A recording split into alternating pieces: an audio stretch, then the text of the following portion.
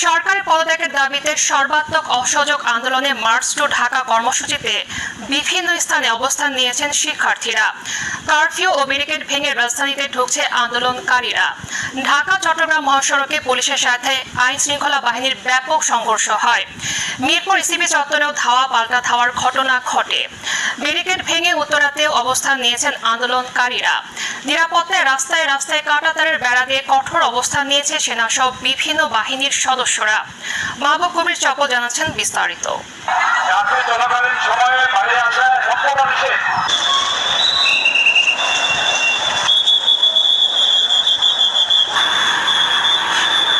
শিক্ষার্থীদের ঢাকা অভিমুখী কর্মসূচি সকাল থেকেই কঠোর অবস্থান নেয় সেনাবাহিনী।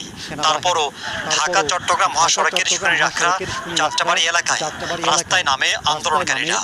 পুলিশ তাদের ধাওয়া দিলে